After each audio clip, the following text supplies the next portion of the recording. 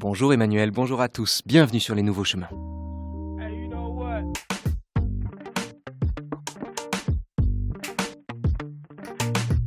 Diffusés tous les jours, de 10h à 11h et du lundi au vendredi, les nouveaux chemins sont réalisés par François Connac avec Pierre Comon, Frédéric Caïrou et Jean-Richard Dufour à la technique et préparés par Geneviève Méric, Géraldine Mosna-Savoie, Julien Tricard, Mathilde Unger et Adèle Van Rett.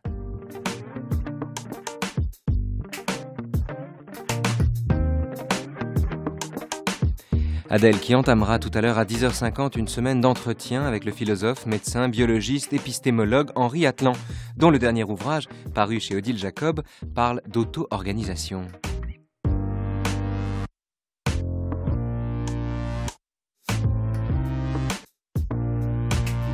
Quant à nous, chers auditeurs, c'est le début d'une semaine sur les essais de Montaigne, la merveille des merveilles, où ceux qui cherchent un système, des principes, des arguments et des preuves en sont toujours pour leurs frais, ce qui leur fait croire à tort d'ailleurs que Montaigne n'est pas philosophe. Illusion de celui qui, prenant ses désirs pour des réalités, demande peu de choses à la philosophie, sinon de lui bâtir un monde tout en être, un monde en certitude et en objets déduits, un monde abstrait, manipulable, providentiel, bref, un monde à taille humaine. Or, telle n'est pas l'ambition de Montaigne, qui, tout en maintenant le regard à hauteur de sa petite taille, 1,59 m, entreprend de lire le monde indépendamment de lui. Si Montaigne se détaille, se fouille, se fouaille, s'éclate à se chercher, disséquant à l'occasion ses propres préjugés, ce n'est pas du narcissisme, mais c'est que, de même que l'intelligence de la nécessité est en soi un début de liberté, eh bien, de même, la connaissance, l'exploration, la dissection joyeuse des petites causes misérables qui déterminent nos pensées, permet paradoxalement de se débarrasser un peu du moi et de tourner enfin son regard vers le monde qu'il voudrait asservir. Si la philosophie consiste à s'étonner du monde ordonné que nous lèguent les marchands de système, alors les essais de Montaigne, auxquels cette semaine d'entretien est un hymne et une déclaration d'amour, sont à tous égards un chef-d'œuvre de philosophie.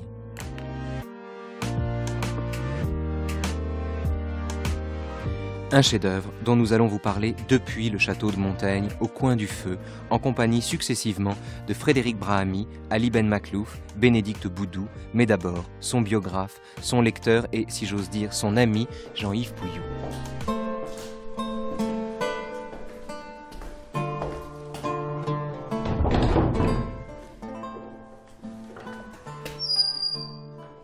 Nous sommes pour nous un objet plein de mécontentement. Nous ne voyons en nous que misère et vanité. Pour ne pas nous faire perdre courage, la nature a rejeté bien à dessein l'action de notre vue au dehors. Nous allons en avant à volo, mais inverser notre course vers nous, c'est un mouvement pénible. Les flots de la mer se brouillent et s'embarrassent ainsi dans leur action quand ils sont repoussés sur eux-mêmes. Regardez, dit chacun, les mouvements du ciel, considérez le public, la querelle de celui-là, le pouls d'un tel, le testament de cet autre. En somme, regardez toujours en haut ou en bas, ou à côté, ou devant vous ou derrière. Le commandement que nous faisait dans l'Antiquité le dieu fameux de Delphes était un commandement paradoxal. Regardez en vous, connaissez-vous, attachez-vous à vous. Votre esprit et votre volonté qui se dépensent ailleurs, ramenez-les en eux. Vous vous écoutez, vous vous répondez.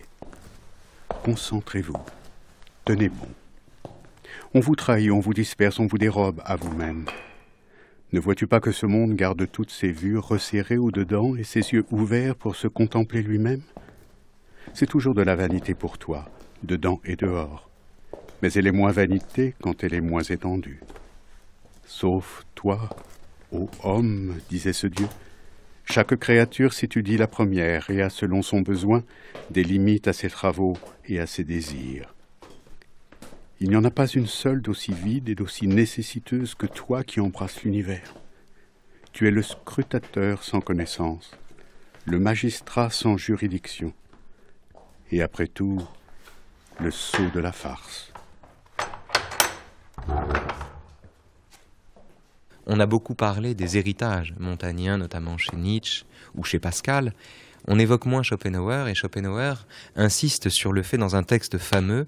Schopenhauer dit ceci, je le lis, il dit La vie de chacun de nous, à l'embrasser dans son ensemble d'un coup d'œil, est une véritable tragédie, mais quand il faut pas à pas l'épuiser en détail, elle prend la tournure d'une comédie. Elle y met toutes les douleurs de la tragédie, mais pour ne pas nous laisser au moins la dignité du personnage tragique, elle nous réduit, dans les détails de la vie, au rôle du bouffon. C'est intuitif, ce rapprochement, Jean-Yves Pouillou, mais est-ce que vous y souscrivez?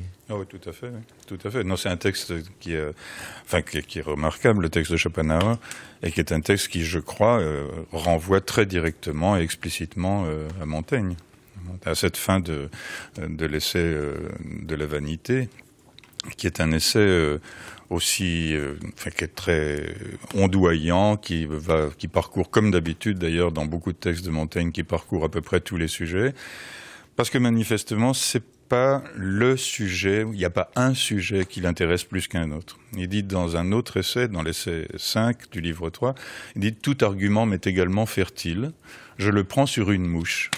Et ça dit bien, je crois, qu'il n'y a pas de grands sujets et de petits sujets pour qui s'essaye à vivre en conscience, à vivre en étant le plus présent à soi-même possible, que tous les sujets sont bons et que, en fait, on peut aussi bien s'occuper de la manière dont nous enregistrons le monde, dont nous réagissons au monde, au sujet des lois somptuaires, des destriers, de la navigation, des relations entre les hommes et les femmes, du temps, de Dieu. C'est apparemment des sujets petits et grands, et il n'y a pas de petits et de grands sujets pour Montaigne. Tous les sujets se valent. Ce que vous dites est si vrai, Jean-Yves Pouillou, que alors l'essai sur la vanité, c'est l'essai 9 du livre 3. C'est ça. L'essai 5 du livre 3 porte sur des vers de Virgile. Mais alors, les vers de Virgile en question ne sont véritablement que le point de départ d'une réflexion extraordinairement vaste. Ce sont d'ailleurs 2 des chapitres des essais qui sont parmi les plus longs. En tout cas, le chapitre sur les vers de Virgile est d'une longueur totalement démesurée. Et c'est une longueur qui ne semble pas dictée par la densité du sujet qu'il évoque, mais plutôt par l'humeur badine qui est la sienne à l'instant où il écrit ce texte. Oui et non, parce que c'est quand même pas n'importe quoi. Il s'occupe des relations entre les hommes et les femmes. Il y va franchement. Il y va franchement. Il dit notamment ceci. L'amour est une passion qui mêle à bien peu de réalité solide, beaucoup plus d'inanité et de rêverie fiévreuse. Il faut la payer et la servir de même. Celui qui n'a de jouissance que dans la jouissance, qui ne gagne que s'il a le tout, qui n'aime dans la chasse que la prise, à celui-là, il n'appartient pas de prendre part à notre école. Plus il y a de marche et de degrés dans le dernier siège, plus il y a d'élévation et d'honneur, métaphore sexuelle, pour désigner la quête du savoir, une quête qui est à elle-même sa propre fin, plus que, de la même manière, quand on fait l'amour, l'orgasme, plus que le but en lui-même. Tout à fait, tout à fait. Il dit explicitement, nous sommes sur la chasse et non sur la prise. C'est la deuxième occurrence, d'ailleurs, de cette métaphore de chasseur. Il a usé de la même formule dans le chapitre 8 de l'art de conférer, toujours du livre 3. Et c'est quelque chose de très important, je crois, parce que ça dit bien qu'il ne s'agit pas de formuler une opinion, de formuler un avis, d'arriver à un concept, comme diraient les philosophes. Il s'agit pour lui, très explicitement, d'essayer d'éprouver, et c'est ça le sens de « essayer », d'éprouver la manière dont se forment en lui les représentations, dont se forment en lui les idées, et les idées, on a dit de Platon qu'il avait un ciel d'idées. Pour Montaigne, c'est vraiment pas du tout la question.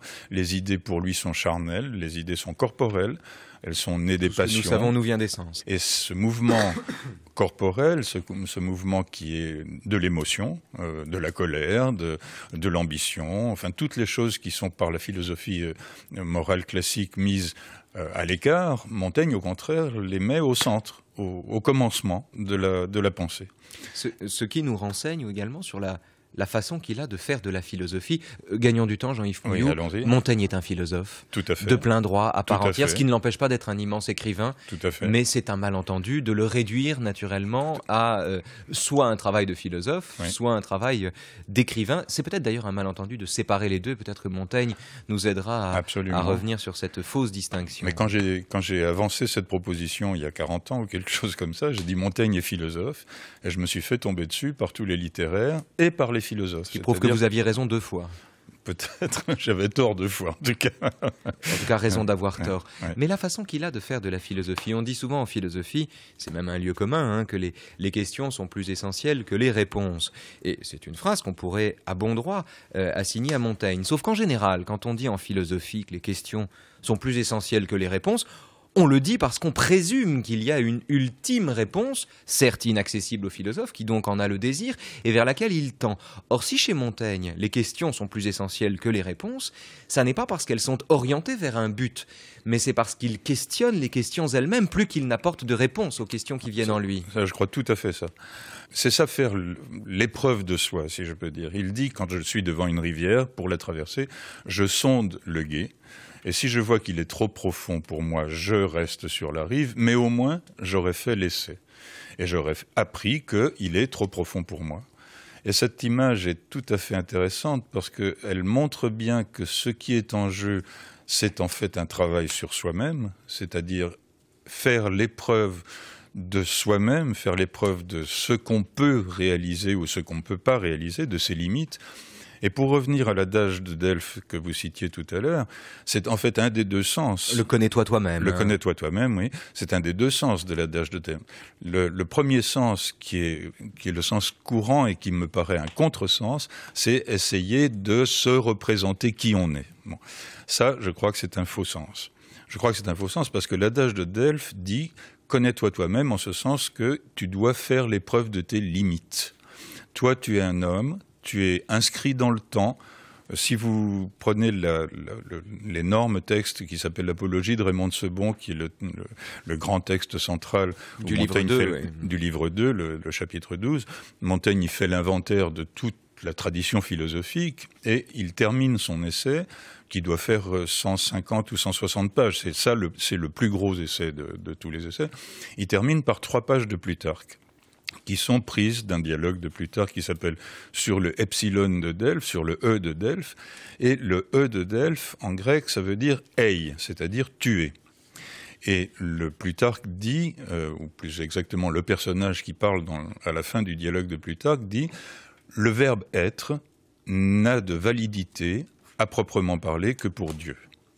Non pas pour les hommes qui sont pris dans le temps, qui n'ont pas été, qui sont maintenant de façon transitoire et qui ne seront plus.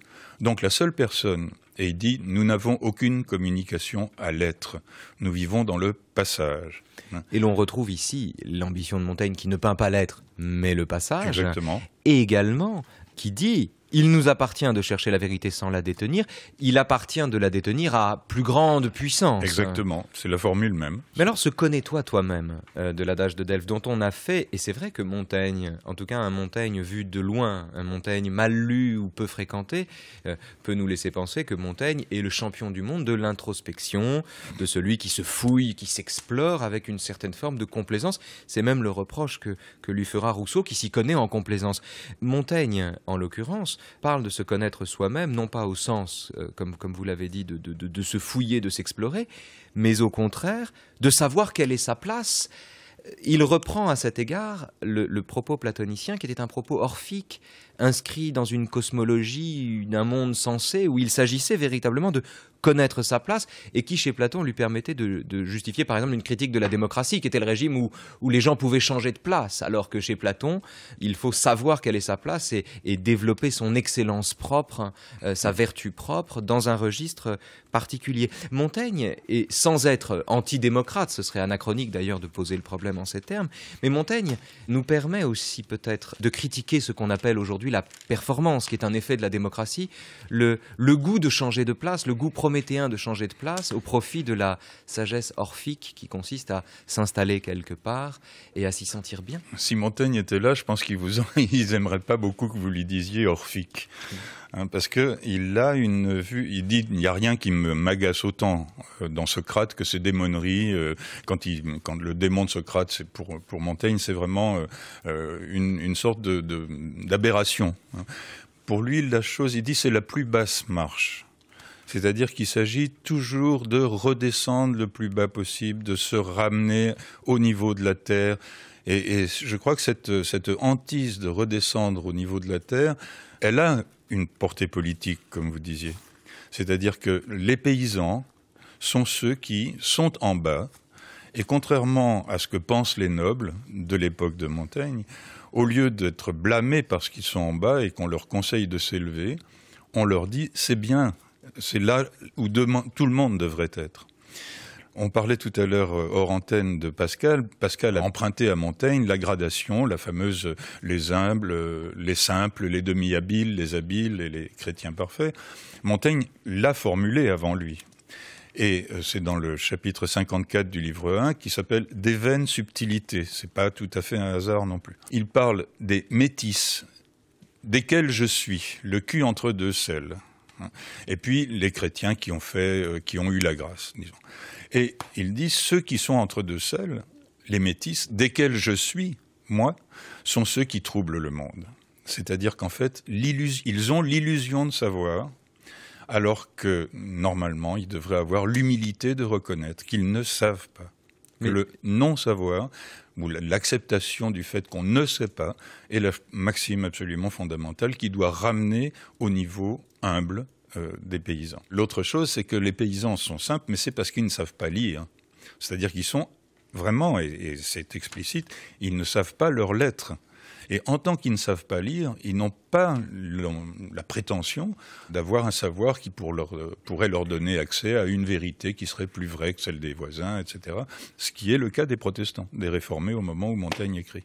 Donc on voit que tout est lié entre l'ambition, la présomption, la pensée et la politique. L'histoire et l'histoire des idées. Vous parlez des métis. Les métis, ce sont les humains, Jean-Yves Pouilloux. Après tout, ils sont entre deux selles, ils sont aussi entre deux règnes. Dans le Ménon de Platon, dont Montaigne fait si grand cas, il y a d'un côté les animaux qui ne savent pas, qu'ils ignorent. De l'autre côté, les dieux qui savent qu'ils savent.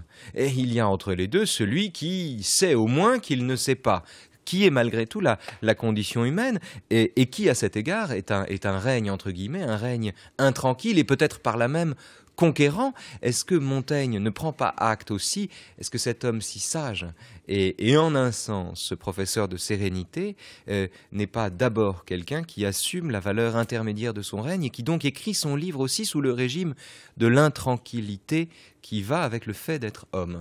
Intranquillité, ça me plaît pas beaucoup pour Montaigne. Ça me plaît bien pour Pessoa, mais pas trop pour Montaigne. Parce qu'il me semble qu'il a une sorte de, j'allais dire certitude, c'est un peu trop, mais de croyance très profonde dans le fait que s'il accepte sa limitation, s'il accepte de revenir à lui, il sera beaucoup plus tranquille, justement. Et non pas intranquille, que se résigner à sa condition, pour dire les choses dans des termes qui conviennent pas très bien, mais enfin qui sont assez parlants, je crois, se résigner à sa condition, c'est une manière de ne pas être malheureux. Et ça, c'est l'ambition de Montaigne. Je crois dans les essais, ce que je vois de plus en plus, ça fait longtemps que je les fréquente, je vois de plus en plus, il y a un premier souci qui est le souci de la justice. Que les relations entre les êtres humains soient le plus justes possible, ce qui est une utopie, et donc pour lui, d'être le moins injuste possible. On trouve ici l'écho de l'homme qui a vu la Saint-Barthélemy. Tout à fait. Qui a été au cœur de ces dissensions. Et qui n'en a jamais parlé. Et dont le meilleur ami était un catholique de stricte obédience, oui. Mais qui n'en était pas moins extraordinairement tolérant, c'est la Boétie. Tout à fait, tout à fait. Donc la justice, qui est la première vertu, si je peux dire, à laquelle il est attaché, et la deuxième, qui est la paix. C'est-à-dire le contact avec soi, ou si je peux dire, l'aise qu'on peut avoir avec soi-même, c'est ce qui est le but de la vie. On dit beaucoup de choses que je trouve assez fausses sur la préparation à la mort, parce qu'il y a un essai qui s'appelle « Que philosopher, c'est apprendre à mourir », etc. Et en un sens, on s'est dépêché de rentrer Montaigne dans cette tradition stoïcienne. Je vais dire stoïcienne. Ça, c'était votre façon de le voir il y a un an, mais stoïcienne et surtout chrétienne. Or, si on prend cet essai « Que philosopher, c'est apprendre à mourir », Montaigne dit très clairement, oui, c'est ça qu'on dit, c'est ça que dit Cicéron, mais la vérité, c'est que ce qui nous meut, vraiment, c'est le plaisir. Et c'est pas du tout stoïcien ni chrétien. Et qu'une philosophie qui ne propose pas le plaisir comme base d'accord avec soi-même est une philosophie qui est antinaturelle. Vous avez dit, Jean-Yves Pouilloux, qu'à mesure que vous lisiez Montaigne, vous sentiez apparaître un autre Montaigne que celui que vous voyez quand vous avez entamé la lecture des essais. Alors il y a plusieurs choses à retenir de cela pour nos auditeurs. D'abord, lire Montaigne est l'affaire d'une vie. Ça, c'est le premier point. Le deuxième point, c'est sur cette question de guerre et de paix. On va revenir sur Philosopher comme apprendre à mourir, mais sur cette question de guerre et de paix, est-ce que ce livre qui a la paix pour objet, qui fait la paix, ce livre merveilleux qui, comme l'éthique de Spinoza, apporte la paix, est-ce que cette paix ne procède pas non plus de l'aptitude à être, et je mets l'expression entre guillemets parce qu'elle est de Nietzsche, en guerre contre soi-même, faire campagne contre soi-même. Au fond, Nietzsche, dans Aurore, le paragraphe 370, dit « il faut toujours faire campagne contre toi-même ». Est-ce que Montaigne ne fait pas campagne contre lui-même en traquant dans ses propres paroles ce qu'elles peuvent avoir d'insincère, de dicté justement par le corps, par l'opinion, par l'humeur? Et au fond, est-ce qu'il ne cherche pas un lieu où il pourrait penser paradoxalement séparément de lui-même, de manière à être justement dans la paix avec l'autre? Quand Rousseau accuse Montaigne d'être complaisant à l'égard de soi-même, c'est une très grande injustice à l'égard de Montaigne. Montaigne ne se passe rien. Et il est tout à fait évident que c'est pas du tout, il se regarde pas le nombril. Il s'étonne. Je vous rappelle que s'étonner, c'est le commencement de la philosophie. Iris est fille de Thomantis. Et l'étonnement, l'admiration, comme on dit dans le vieux texte, est le commencement de toute philosophie. Admiration au sens de étonnement. Et Montaigne s'étonne lui-même. Il dit « Je ne connais monstre plus express que moi-même », qui est une formule qui est un peu brute, mais qui est extrêmement intéressante, parce que elle désigne un véritable travail, un exercice de pensée, qui est beaucoup plus difficile qu'on ne croit, qui vise à essayer de traquer en soi les mouvements inaperçus, les pensées fuligineuses, etc. Il dit « je laisse mon esprit galoper comme un cheval échappé, et j'enregistre ce qu'il dit pour lui en faire honte à lui-même plus tard ». On ne peut pas dire que c'est de la complaisance, là. Donc, de ce point de vue, vous reprendriez à votre compte l'expression d'être en guerre avec soi-même? Enfin, en guerre, ça me gêne un peu, parce que c'est pas si violent que ça, mais en tout cas, en essayant de s'écarter de soi-même pour se regarder faire. D'être sans pitié, peut-être. Sans pitié, certainement. La deuxième chose, pour revenir à votre propos, c'est que la relation qu'on peut avoir avec l'autre, avec les autres, est une relation qui est très complexe, comme chacun sait, mais qui repose sur toute une série d'habitudes sociales, etc., qui ont pris le dessus par rapport à des relations réelles de personne à personne. Elles sont donc entachées d'une sorte de vice fondamental que Montaigne désigne, au moins à 2 reprises dans les essais, sous le nom de mentir, le mentir. Le mentir est un maudit vice. Et il dit ça dans 2 chapitres, dans Démenteur, dans le premier livre, et dans Du démentir, dans le deuxième livre. Et il dit que celui qui ment fausse la confiance publique et à la fin dissout la société. C'est-à-dire que la seule voie à ses yeux en tout cas, pour que les êtres humains vivent dans une paix relative, c'est qu'ils soient sincères les uns en face des autres. Mais ça n'est pas facile. Ça n'est pas facile, et si vous prenez l'art de conférer, le chapitre 8 du livre 3, vous vous apercevez que Montaigne dit « Il est malaisé, dit, j'aime entre les galants hommes que les mots aillent où va la pensée, mais il est malaisé d'y convier les hommes de notre siècle, parce que nous sommes un peu trop tendres, un peu trop souples, un peu trop lâches, tout simplement. » Et que là, ça pose un véritable problème. Il est assurément difficile d'attirer à cela les hommes de mon temps. Exactement. Ils n'ont pas le courage de critiquer les autres parce qu'ils n'ont pas le courage de supporter de l'être. Et ils parlent toujours avec dissimulation en présence les uns des autres. Alors, le chapitre sur l'art de conférer, c'est-à-dire le chapitre 8 du livre 3, est un prodige. Est une merveille, et alors dont vraiment, comme souvent d'ailleurs les chapitres si pertinents et dont la pertinence traverse les siècles, on mesure à quel point, en un sens, il est inutile, à quel point il est vain, d'une certaine manière, d'espérer que les hommes parviennent à cette espèce de sincérité qui permet le débat. Montaigne dit ceci: « Si je discute avec un esprit vigoureux et un rude jouteur, il me presse les flancs, il m'éperonne à droite et à gauche, ses idées stimulent les miennes. La rivalité, la recherche d'une certaine gloire, la lutte me pousse et m'élève au-dessus de moi-même, tandis que l'accord est une chose tout à fait ennuyeuse dans la conversation. Or, ses contemporains, comme les nôtres, Jean-Yves Pouillou, en général, ne se réunissent que pour communier dans un accord qu'on appelle un peu rapidement d'ailleurs consensus. Or, cet homme qui fait la paix entre les hommes est un homme qui recherche également l'affrontement loyal et sincère des idées qui ne sont pas seulement des opinions, qui vont au-delà des opinions et de l'hermétisme ou de la fermeture qu'implique le fait de défendre son opinion. Il faut essayer de repenser à la circonstance historique dans laquelle ça s'est passé.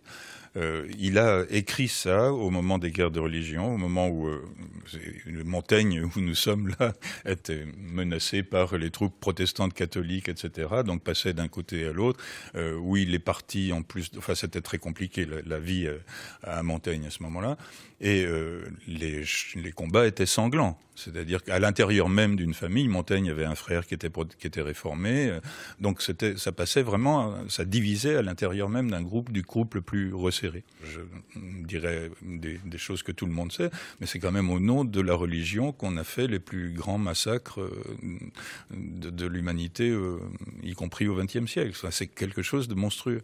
Et Montaigne a une conscience extrêmement précise de ça.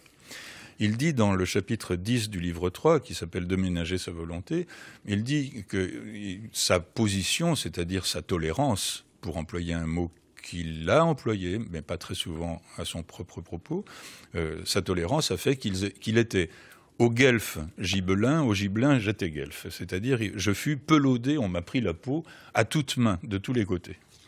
Et on voit très bien comment, au contraire d'être une position confortable, d'être tolérant, est une position extrêmement menacée, extrêmement inconfortable.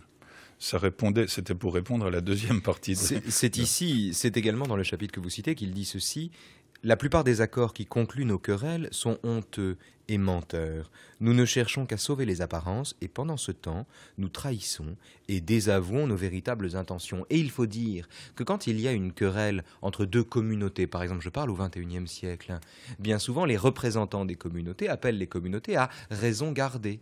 Or, dans leur esprit, raison garder signifie éviter les sujets qui fâchent, alors que raison garder au sens littéral, c'est remplacer le coup de poing par l'échange d'arguments, ce que Montaigne appelle déjà de ses voeux à l'époque. Il n'y a pas de paix sans un dialogue sincère, ouvert ou loyal. C'est-à-dire, il n'y a pas de paix sans un affrontement loyal. Absolument. J'aime, dans le passage que vous avez lu, j'aime que les mots aillent où va la pensée. C'est quelque chose d'absolument fondamental. Parce que c'est la seule solution, à ses yeux en tout cas, et je dirais au mien aussi, pour que les compromis, tous les facteurs nocifs, peut-être pas tous, mais enfin que la plupart des facteurs nocifs de querelles entre les êtres humains non pas s'effacent, parce que malheureusement ça s'efface pas, mais en tout cas s'apaisent d'une manière ou d'une autre. Au fond, faire la paix, ça n'est pas faire taire les conflits ou les faire taire provisoirement, puisque c'est toujours provisoirement qu'ils se taisent, ils restent comme le diable dans la boîte, mais c'est remplacer la trêve par l'instauration de la concorde qui passe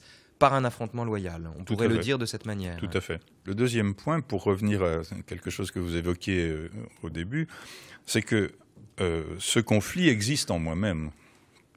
C'est-à-dire qu'il existe aussi en nous. Nous ne sommes pas des êtres unifiés, nous ne sommes pas très cohérents, nous sommes tiraillés par des désirs contradictoires, nous voulons et ceci et cela en même temps. Et la question, c'est comment est-ce que je vais arriver à négocier, à construire une manière de me relier à moi-même. Comment est-ce que est-ce qu'il est possible, et est-ce que je peux le faire, construire une économie de moi à l'égard de moi-même. Et je crois que c'est ça aussi un travail que Montaigne a entrepris, qui passe par, premièrement, la reconnaissance des limitations dont on parlait au début, et deuxièmement, par une forme de souplesse par rapport à soi. C'est-à-dire que Montaigne, et ça a choqué des gens qui étaient des sectateurs de la vertu, ça a choqué beaucoup de lecteurs moraux, Montaigne ne se demande pas d'être bon et vertueux. Il regarde comme il est et il essaie de s'accommoder, c'est un mot qu'il emploie souvent, de s'accommoder de sa manière d'être. Et on voit bien que ça n'est pas bien ou mal, que ça n'est pas vertu ou vice, mais c'est reconnaissance des plis c'est un mot que j'aime bien employer à propos de Montaigne, mais qu'il emploie lui-même, hein, des plis qui nous constituent. Nous sommes des êtres avec des plis plis qui sont dus à l'habitude, qui sont dus à la société dans laquelle nous sommes. Parce que je suis ici, à Montaigne, je suis catholique, et je suis catholique parce que c'est la religion du pays où je suis. Comme on est périgourdin. Voilà, nous sommes chrétiens à même titre que nous sommes périgourdins ou allemands. Ce qui est une phrase qui est assez bizarre, pas tout à fait à prendre au sens où on l'interprète d'habitude, mais enfin peu importe. C'est-à-dire que, en fait, c'est un pli qui nous est donné. Il dit dans un autre chapitre de la coutume et de n'en changer aisément une loi reçue, les miracles sont non selon l'être de la nature, mais selon l'ignorance en quoi nous sommes de la nature. C'est-à-dire qu'en fait, ce que nous appelons miracle, en fait, ça n'est pas un miracle aux yeux de Dieu, c'est simplement que nous ne savons pas les raisons pour lesquelles les phénomènes se produisent. Et ça devrait me conduire dans ma manière d'être, dans ma manière de me comporter, et avec les autres, et surtout avec moi-même, à être plus tolérant avec les choses qu'une morale rigoriste pourrait me reprocher. Il y a, autrement dit, d'accord, j'essaie d'être gentil avec moi. Et c'est une grande leçon, si on réfléchit un petit peu. Il y a un certain nombre de limites à cette gentillesse. La première, je l'ai citée tout à l'heure, c'est le mensonge. La deuxième, c'est la cruauté. Et ces deux limites sont des limites absolues pour Montaigne. Il n'y a pas de transaction possible. On ne transige pas avec les menteurs, on ne transige pas avec les êtres cruels.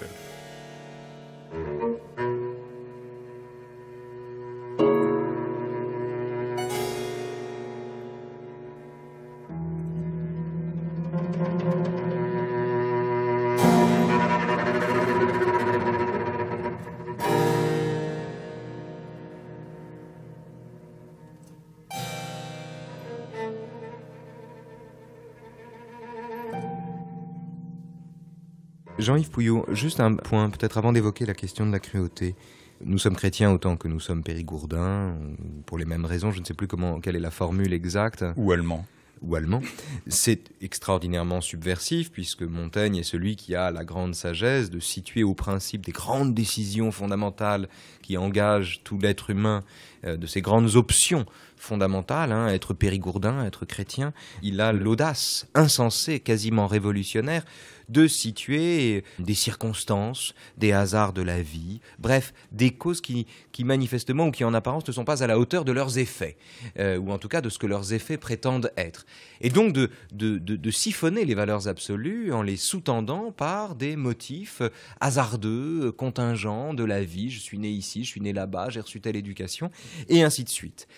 Cette position qui est extraordinairement subversive chez Montaigne, que Nietzsche reprendra à son compte quand il fera la généalogie de la morale et qu'il situera les passions mesquines au principe des grandes valeurs nobles, cette position extraordinairement subversive de Montaigne s'accommode paradoxalement chez lui d'un certain conservatisme, d'un vrai conservatisme. De la même manière que c'est une coutume d'être chrétien plus qu'un respect pour la vérité, de la même manière, il nous appartient de nous soumettre aux coutumes du lieu où nous nous trouvons. De sorte que cet homme est subversif quand il fait l'origine de nos valeurs absolues, mais conservateur quand il s'agit d'en faire la traduction politique. Je crois que c'est extrêmement juste ce que vous dites, que vous décrivez de façon très pertinente sa manière d'être. Dans l'apologie de Raymond de Sebon, il dit à un moment que s'il était né sous un autre ciel, et s'il avait eu à chercher un dieu, il aurait préféré le soleil. Ce qui est, quand on le lit, pour un catholique, est quand même assez choquant. Et il dit que c'est ça le culte qui lui paraît le plus naturel. Mais la nature est perdue depuis longtemps. Nous avons confondu sa trace de pistes artificielles, dit-il. C'est-à-dire qu'à partir du moment où on est dans un lieu et que ce lieu est régi par une coutume religieuse en l'occurrence, il ne s'agit pas de se poser la question de savoir si la religion est ou non plus vraie sous telle ou telle forme. Il s'agit de dire, économiquement, le plus opératoire, c'est d'accepter ce qui existe, parce que le refuser est une manière d'introduire le désordre, l'injustice. Et il a, dans le collimateur, si je peux dire, les protestants, les réformés. Parce que les réformés avaient raison, il le dit explicitement, avaient raison dans les réformes qu'ils demandaient. De ne pas voir le corps du Christ dans l'hostie. Non, ça c'est une matière théologique, donc ça, il se prononce pas. Mais ils avaient raison de vouloir que l'Église soit purifiée, etc., qu'on revienne à la simplicité. Il dit quand même très clairement que la seule prière qui lui plaise, c'est le Notre Père, hein, et que les autres lui paraissent... Alors, pour un catholique, c'est quelque chose d'un peu dur à avaler aussi. Il ne parle pas du culte des saints. Donc il a beaucoup de propos qui peuvent donner à penser qu'il inclinerait facilement du côté de la réforme. Mais il dit aussi, là où ils ont radicalement tort, c'est qu'au nom de la raison qu'ils croyaient détenir, ils ont opéré quelque chose qui a déclenché la calamité, la guerre civile chez nous. C'est-à-dire peut-être qu'ils avaient raison sur les maximes fondamentales, mais ils avaient tort, et c'est ça le conservatisme, ils avaient tort de vouloir changer un État qui ne vivait que par la pesanteur des choses. Il a une image qui est tout à fait étonnante, c'est dans l'essai de la vanité. Il dit le roi Philippe de Macédoine avait constitué une ville particulière de tous les mauvais criminels condamnés de son royaume, qui s'appelait Ponéropolis, hein, c'est en Cyrénaïe. Et Ponéropolis, ça veut dire la ville des méchants. Or, il s'est trouvé que tout méchants qu'ils étaient, ils ont fait exactement comme les grains d'un tas de sable. Ils se sont, par pesanteur naturelle, établis. Et je pense, dit Montaigne, que leur constitution civile n'était pas pire qu'une autre. Autrement dit, morale et politique sont des opérations disjointes et qu'il faut disjoindre, si on veut. C'est ça le conservatisme de Montaigne. Juste un point, on a évoqué Nietzsche, Pascal, Descartes est montagnien. Quand dans le discours de la méthode, il demande que c'est dans la construction de sa morale provisoire, de sa morale par provision, on se soumette aux lois et coutumes du pays où l'on se trouve. Descartes croit en la vérité, croit qu'il est possible de cheminer de vérité en vérité, et donc il envisage cette morale comme une morale par provision, en attendant d'avoir construit l'édifice de la vérité. Sauf que la vie est provisoire, précisément parce qu'elle s'achève, et peut-être que Montaigne a de ce point de vue un coup d'avance sur Descartes, quand lui ne présente pas comme une morale par provision, mais comme un fait acquis, la nécessité de se soumettre, faute de mieux, aux coutumes du pays où l'on se trouve. Oui, je crois qu'il y a une grande différence entre les deux, une très grande différence. Bien sûr, sur si je peux dire, l'application pratique de ce qu'ils disent, ça se ressemble. Mais pour Montaigne, c'est une solution purement pratique. Je veux dire, elle n'a absolument pas... il est légitime de soutenir les institutions du pays dans lequel on vit, point.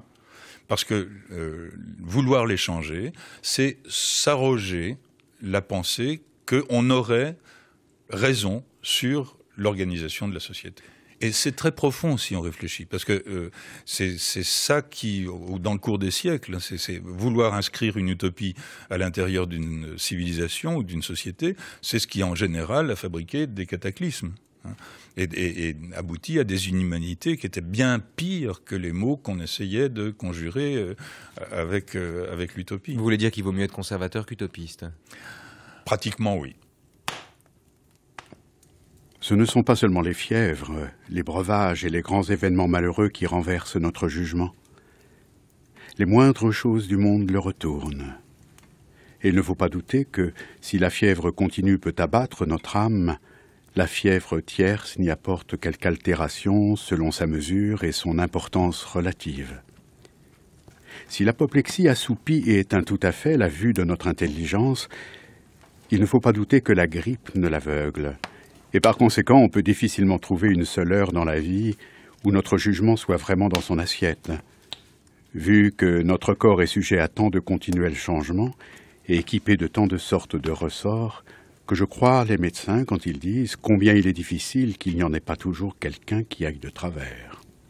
Au demeurant, cette maladie ne se découvre pas très aisément si elle n'est pas tout à fait extrême et irrémédiable, parce que la raison va toujours et tordue et boiteuse et déhanchée, et avec le mensonge comme avec la vérité. On est dans l'apologie de Raymond II ici. Hein, c'est tout le passage où il dit qu'en fait La tradition morale a essayé de mettre les passions dans le mauvais panier, si je peux dire. C'est mal, les passions, etc., etc. Montaigne dit non, pas du tout. Il n'y a aucune grande action vertueuse qui ne se fait sans les passions. C'est-à-dire que tout, en fait, est d'origine affective, passionnelle, et que c'est ça le point fondamental. Que c'est donner beaucoup trop de prix à la raison que de l'imaginer capable d'éliminer les passions ou de s'en passer.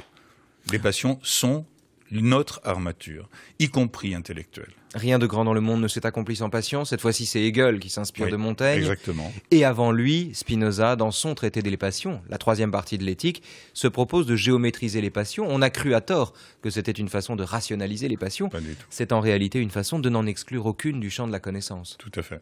Tout à fait. Et c'est une manière de reconnaître que les idées sont, si je peux dire, partie intégrante des passions. Enfin, peut-être que c'est brutal de le dire comme ça, mais... Ou qu'elles sont des passions elles-mêmes. Qu'elles sont des passions elles-mêmes. Tout à fait. Encore un point sur la question politique, justement, conservateur et subversif. Est-ce que vous rangeriez Montaigne dans une tradition politique qui commence à lui peut-être, et va chez Pascal, chez Spinoza, Schopenhauer, ou au-delà chez Hannah Arendt par exemple? C'est une tradition qui n'est pas une tradition de renversement du pouvoir, de subversion du pouvoir, mais de compréhension, c'est-à-dire de subversion par la compréhension des mécanismes du pouvoir. Pascal, enseignant au jeune duc de Luynes ce qu'il doit en être du pouvoir, lui dit voilà la vérité. La vérité, c'est que vous êtes par hasard futur duc de Luynes. La vérité, c'est que vous ne devez pas cela à votre mérite. La vérité, c'est qu'il n'est pas nécessaire parce que vous êtes duc que je vous estime, il est juste nécessaire que je vous salue. Néanmoins, vos administrés, eux, prenez soin, en un sens, de leur cacher cette vérité-là pour que puissent jouer les cordes de l'imagination. Ça, c'est la différence très nette entre Montaigne et Pascal. Pascal dit explicitement « Montaigne a tort », justement à propos des grandeurs d'établissement. Et Montaigne a tort parce qu'il dit... Alors c'est une phrase qui gratte un peu la peau quand on la lit.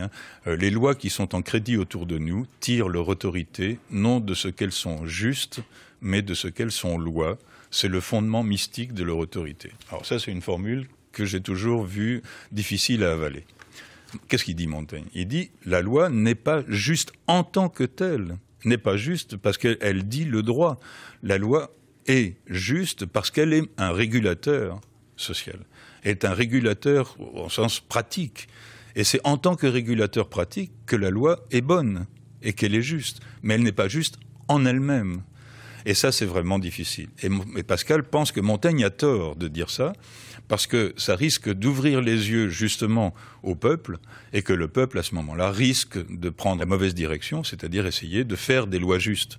Mais faire des lois justes, c'est utopique. Mais c'est tout le paradoxe de ces auteurs qui écrivent des livres pour dire ce qu'il faut cacher aux gens. Oui. En écrivant des livres, ils exposent ce qu'il faut cacher aux gens, comme Machiavel faisant l'éloge du mensonge. Tout à fait. Le passage auquel vous faites référence, c'est à la fin des essais, c'est peut-être le plus beau chapitre sur l'expérience. Et avant de parler de ces lois, Montaigne dit ceci. « Nul juge ne m'a encore parlé, Dieu merci, en qualité de juge pour quelque cause que ce soit, ou mienne, ou concernant un tiers, ou criminel, ou civil. Nulle prison ne m'a reçu, pas même pour m'y promener.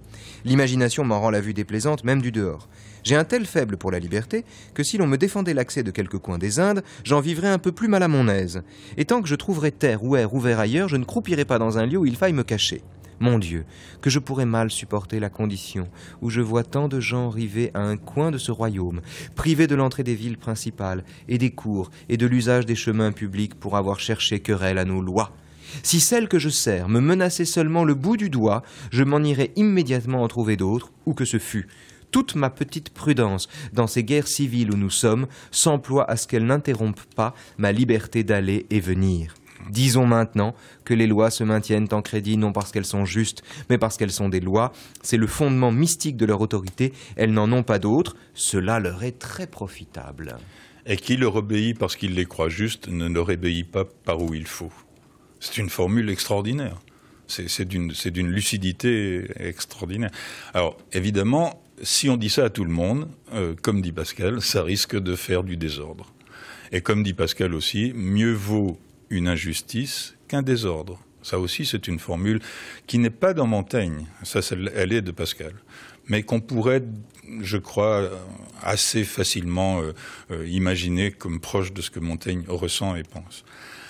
Si vous voulez un petit saut de ce point politique. Il me semble que ce qui se produit à ce moment-là, c'est que Montaigne essaie d'avoir les yeux ouverts le plus lucidement et clairement possible par rapport à la confusion dans laquelle nous sommes. Et que cette tentative constante de lucidité le conduit à faire attention à des toutes petites choses qu'on pourrait penser insignifiantes. Il dit de toutes choses, les naissances sont faibles, dit-il. C'est pourquoi il faut avoir l'œil ouvert au commencement. Et ça vaut pour moi... Repérer la ténuité des causes. Exactement. Repérer les minuscules choses, les petits hoquets, les petits les soubresauts, la chair de poule, enfin tous ces signes qui sont... Le corps au pied. Exactement, la dent, etc., etc. Il a une formule sur la justice qui est magnifique. Il dit « Le juge le plus équitable, là où les deux parties en présence sont équivalentes, inclinera pour une des deux, pour des raisons qui sont pas seulement l'amitié, etc., mais simplement le jour qui passe. Le nuage qui passe devant le soleil suffira à faire incliner le juge vers un des deux partis. » Mais c'est une phrase extraordinaire. C'est-à-dire que il dit bien, très bien et très explicitement, et c'est surtout vrai pour lui-même, qu'il faut prêter une extrême attention à soi-même. Mais est-ce qu'on ne court pas le risque, en lisant Montaigne comme nous le faisons ici, Jean-Yves Pouilloux, et comme on arrive au terme de cette conversation, je me demande, il faut quand même que je vous dise cela, ou je vous pose cette question. Est-ce qu'on ne court pas le risque de réduire Montaigne à une forme de cynisme, au fond, qui, faisant la généalogie de la loi, repérant la ténuité des causes sous les grandes décisions, finalement en viendrait à tenir tout cela pour vain ou pour stérile, et au fond à poser un œil sans illusion sur le monde. Alors sans illusion, oui, mais on peut être sans illusion sans être cynique, Jean-Yves Pouilloux. Non, je ne crois pas qu'il soit cynique du tout. Du tout. Il dit, le maire et Montaigne ont toujours été deux d'une séparation bien claire. Il faut vivre Alors, il faut que je vous lise exactement la phrase. Un honnête homme n'est pas comptable du vice ou sottise de son métier et ne doit pourtant refuser l'exercice. C'est l'usage de son pays et il y a du profit. Il faut vivre du monde et s'en prévaloir tel qu'on le trouve. C'est pas du tout cynique, vous voyez bien, il s'agit pas de ne pas s'engager. Il s'agit d'être le plus lucide possible par rapport à ce qui est le devoir social qu'on a à un moment. Au fond, c'est une déclaration d'amour à la vie qu'on aurait tort de réduire à la seule critique des grandes causes. Tout à fait. Il y a deux conséquences de ça. La première, c'est qu'il faut faire attention à soi-même. Quand je me confesse à moi, religieusement, dit-il, c'est-à-dire avec beaucoup de soin et beaucoup d'attention, je trouve que la meilleure bonté que j'ai a de la teinture vicieuse. Donc même ce que je pense être bien chez moi, si je fais très attention, je m'aperçois qu'il y a une teinture vicieuse. Et donc il faut que j'y sois attentif. Et cette attention à soi-même, elle est absolument essentielle. Elle est, je crois, le leitmotiv de Montaigne, d'un bout à l'autre des essais, à travers toute sa vie, de 72 à 92, pendant 20 ans, d'écriture en tout cas. Et l'autre chose, c'est que ça donne par ricochet ce que j'appelais tout à l'heure une sorte de paix, une sorte d'accord avec les autres, avec le monde, qui est ce que je cherche. Quand je danse, je danse. Quand je dors, je dors. Ça, c'est la fin. Ça, c'est la fin. C'est merveilleux. C'est-à-dire qu'il y a tout d'un coup une sorte d'adéquation de mon humeur au monde. Je ne dis pas que j'ai transformé le monde, mais je me suis plié au monde. Je me suis, en faisant attention à moi, je me suis plié au monde. C'est pas très, très révolutionnaire. Mais c'est en fait une révolution intérieure extrêmement difficile, qui, contrairement à ce qu'on dit, n'est pas du tout complaisante, mais qui est très difficile à acquérir. Mieux vaut prendre la réalité pour son désir que ses désirs pour des réalités. Par exemple.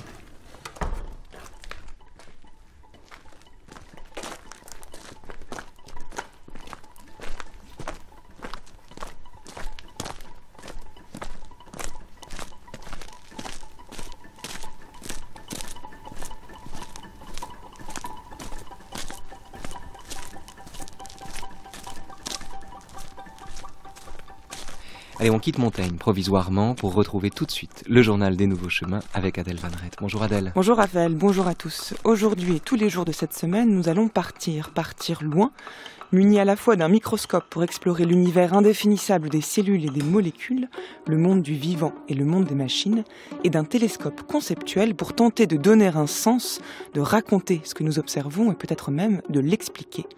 C'est avec le philosophe, biologiste et médecin Henri Atlan que nous allons voyager toute cette semaine dans l'univers du vivant post-génomique et de l'auto-organisation.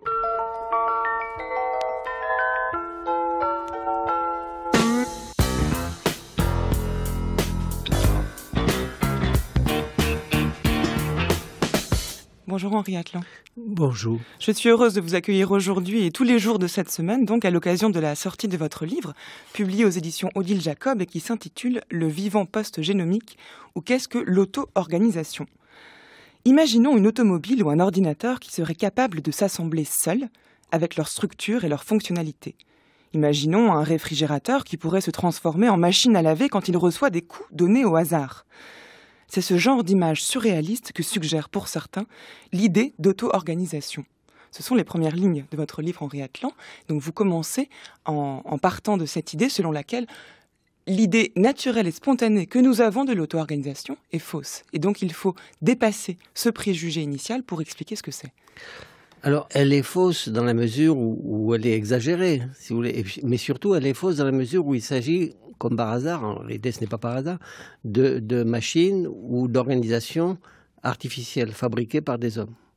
Et alors évidemment, on imagine mal qu'en donnant des coups au hasard à un réfrigérateur, il va se transformer en machine à laver. Mais ce sont des phénomènes qui ressemblent un petit peu à ça, qu'on observe non pas sur des machines fabriquées par les hommes, mais sur des machines fabriquées par la nature, c'est-à-dire sur les organismes vivants. Et en effet, on peut observer dans la nature des phénomènes qui ressemblent beaucoup à ça. Par exemple, dans le livre, je raconte l'histoire d'une colonie d'amibes, c'est-à-dire des microbes, enfin des organismes unicellulaires qui sont faits par une seule cellule. Eh bien, sous l'effet de perturbations qui sont éventuellement au hasard, voilà que cette colonie d'amibes se transforme en un organisme avec une tige, un sommet, et qui apparemment est très différente de l'état antérieur des choses.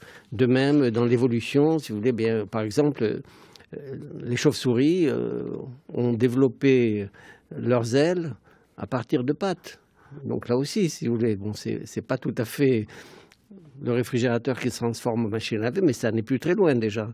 Mais bon, donc c'est un petit peu ça, si vous voulez. Et l'introduction, elle est là, en réalité, pour souligner le caractère à la fois étonnant, mais en même temps banal, si vous voulez, de cette notion d'auto-organisation, quand il s'agit encore une fois non pas de machines fabriquées par des hommes, mais des machines naturelles que sont les organismes vivants. Alors il est intéressant que vous vous référiez aux organismes vivants en termes de machines. On reviendra là-dessus cette semaine, puisque le concept d'auto-organisation, et même ce que vous nommez le vivant post-génomique, permet peut-être de dépasser ou de brouiller cette frontière entre le vivant d'un côté et le mécanisme, et la machine et le mécanisme de l'autre, opposition qui paraît également naturelle et qui est souvent remise en question, en tout cas dans votre ouvrage et dans votre mode de penser, la manière dont vous appréhendez le monde. Alors, pour ce concept d'auto-organisation, il faut souligner que ce concept-là, c'est ce qui nous permet de penser un ordre spontané et une activité fonctionnelle qui se crée d'eux-mêmes et qui n'est pas le résultat d'un plan préconçu. En effet.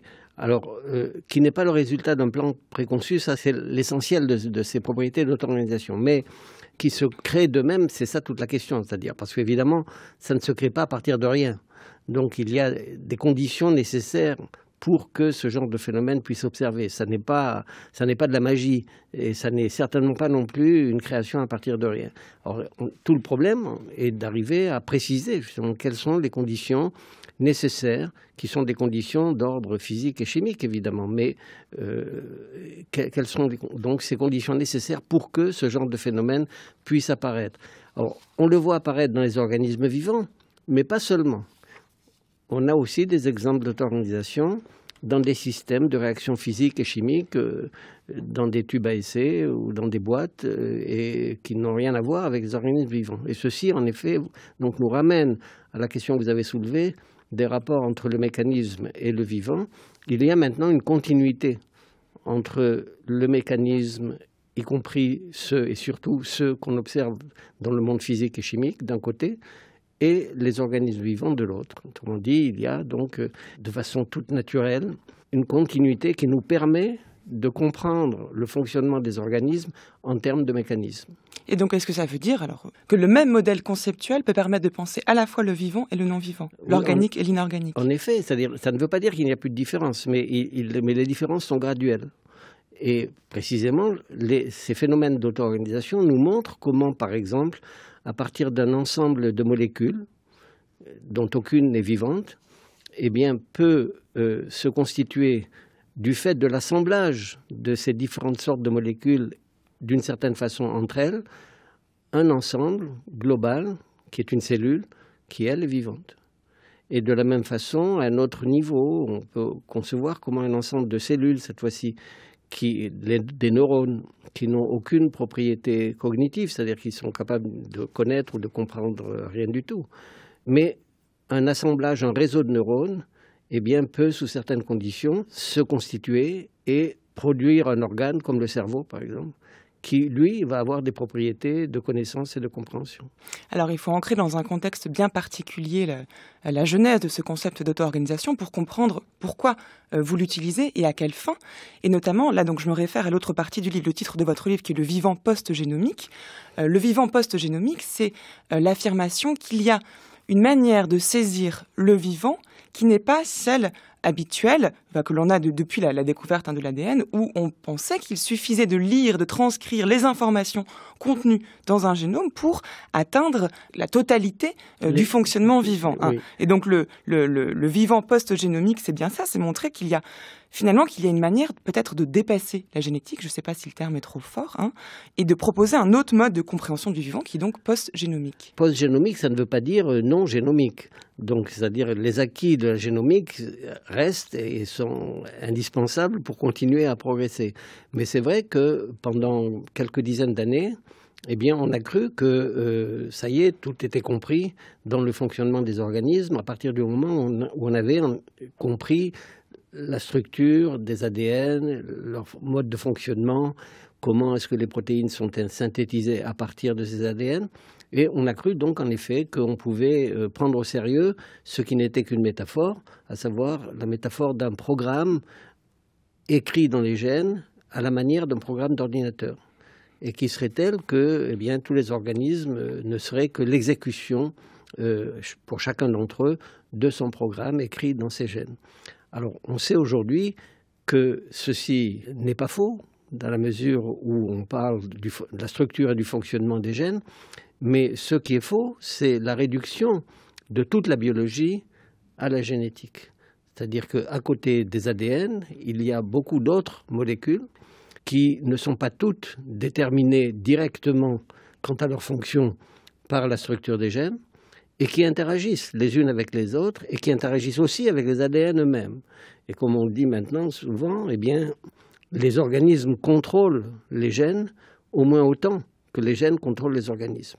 Et donc il y a là toute une série de boucles de rétroaction qui rendent les choses évidemment beaucoup plus compliquées que la simple exécution d'un programme d'ordinateur. Et entre autres phénomènes, on observe donc ces phénomènes d'émergence, comme on dit, ou d'auto-organisation, où un certain nombre d'interactions entre des molécules ou des unités, de façon plus générale, des unités particulières, produisent au niveau global des phénomènes non seulement de structure, mais aussi de fonction, qui ne sont pas le simple résultat de l'addition des propriétés des parties qui constituent l'ensemble.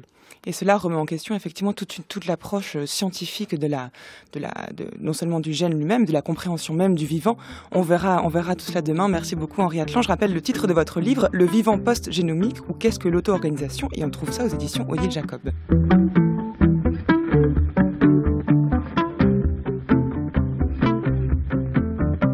Voilà, c'est la fin des Nouveaux Chemins de la Connaissance pour aujourd'hui. On se retrouve demain, comme tous les jours, de 10h à 11h. On se retrouve aussi quand vous voulez sur Internet, à la page des Nouveaux Chemins, où vous trouverez notamment toutes les références des travaux de Jean-Yves Pouilloux sur Montaigne.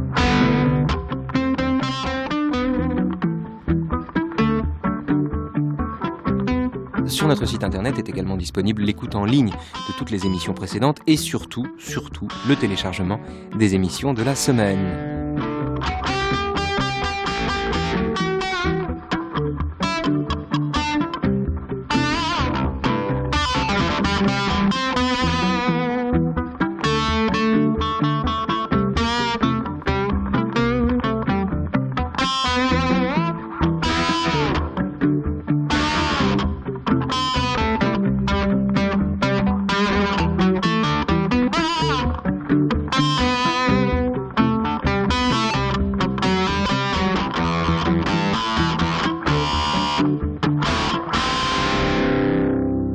À demain donc, de 10h à 11h.